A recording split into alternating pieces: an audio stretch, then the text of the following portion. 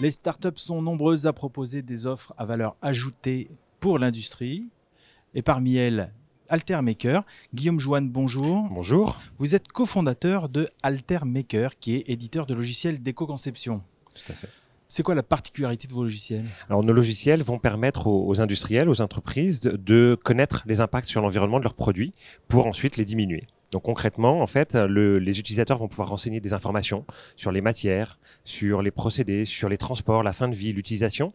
Et le logiciel va ensuite calculer quel est l'impact sur le changement climatique, sur la pollution de l'eau, sur la pollution de l'air et aider le concepteur à identifier quels sont les vrais problèmes environnementaux et comment faire ensuite pour les diminuer et avoir des produits plus respectueux de l'environnement. Ça veut dire qu'il faut d'abord, vous le disiez, renseigner, donner des données sur tout ce qu'on a en fait. C'est ça, il faut renseigner, le logiciel se nourrit des informations sur le produit, donc principalement la nomenclature, les matières, les procédés, les masses utilisées. Et c'est à partir de ça qu'ensuite les calculs peuvent se faire pour définir quels sont les impacts sur l'environnement, de l'extraction des minerais jusqu'à la fin de vie. Ça veut aussi dire que vous utilisez les données que vous donne le client, enfin que rentre le client. Vous avez aussi des données sur l'impact. L'impact, il est calculé avec des données que vous avez vous ? C'est ça, tout à fait. On a des bases de données qui nous permettent finalement de relier les informations du client. Voilà, j'utilise 1 kg d'acier de telle nuance.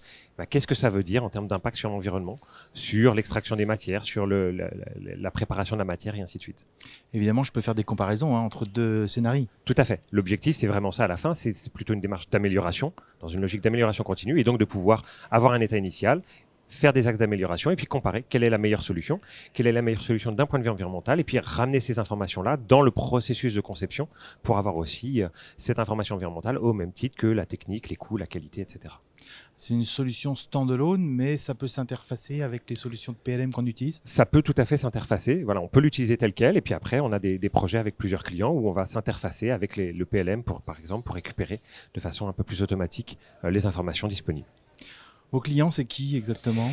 C'est très très large. Le point commun, c'est qu'ils font de la conception de produits. Voilà, ils conçoivent des produits physiques, mais après, c'est aussi bien des PME, TPE que des très grands groupes dans tous les secteurs. On peut citer Gémeaux et RAM, donc du textile chaussure. On peut citer Maped. Sur de la papeterie, on peut citer l'Uni qui fait la boîte et histoire pour les enfants avec de l'électronique, et puis des produits un peu plus techniques avec TMC Innovation qui fait des candélabres et des mâts d'éclairage, Electrolux et ainsi de suite. Donc c'est extrêmement varié.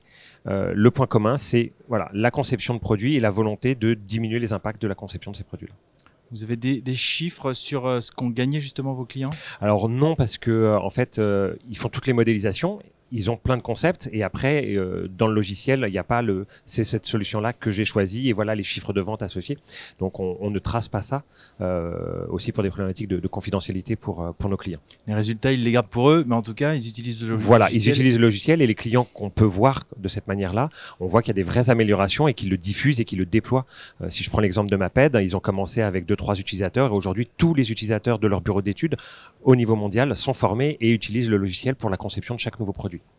Alors, votre entreprise, elle est née il y a environ 5 ans. Comment ça s'est passé ? Ça vient d'où ? Eh bien, en fait, moi, j'ai un historique de consultant dans ce domaine-là, donc de l'éco-conception et de l'analyse du cycle de vie. Et au fur et à mesure de mes prestations d'accompagnement, j'ai vraiment identifié ce besoin de logiciels faciles à utiliser pour permettre le déploiement et vraiment la diffusion de cette démarche dans les entreprises. Dans les partenaires et dans nos échanges, on avait aussi des équipes du CETIM qui sont impliquées sur l'éco-conception. Et voilà, ça correspondait aussi pour ces équipes-là à un intérêt parce qu'il y avait des logiciels qui existaient au sein du CETIM et qui avaient besoin d'être refaits. Et donc, la première version a été vraiment faite avec le CETIM pour capitaliser sur l'expérience que je pouvais avoir, mais aussi que pouvait avoir le CETIM sur cette solution-là. Et vous en êtes à quelle version là maintenant ? Aujourd'hui, alors on a arrêté de compter parce qu'on a des nouvelles features et des nouvelles fonctions tous les 2-3 mois, mais on est une version 3 largement atteinte avec des belles nouvelles fonctionnalités qui sont en train d'arriver même sur cette fin d'année. Et alors, vous êtes distribué en France ? On est présent en France, on est présent aussi de plus en plus en Suède et en Suisse, et on a quelques contacts dans d'autres pays également.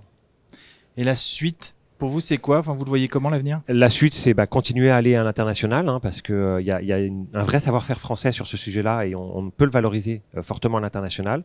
Et puis de plus en plus de fonctionnalités et d'interopérabilité pour faciliter encore plus l'intégration dans les systèmes de nos clients et récupérer le maximum de données de façon automatique et gagner du temps pour les utilisateurs. L'intelligence artificielle, c'est un domaine qui vous intéresse, qui peut vous rendre service? C'est clairement un sujet parce que la problématique qui peut arriver, c'est comment on fait relier les données de nos clients aux données d'impact environnementaux, qui sont deux types de bases de données différentes, des vocabulaires différents, etc. Et donc, oui, il va y avoir des sujets sur l'intelligence artificielle dans le futur. Voilà un logiciel qui rend beaucoup de services aux industriels.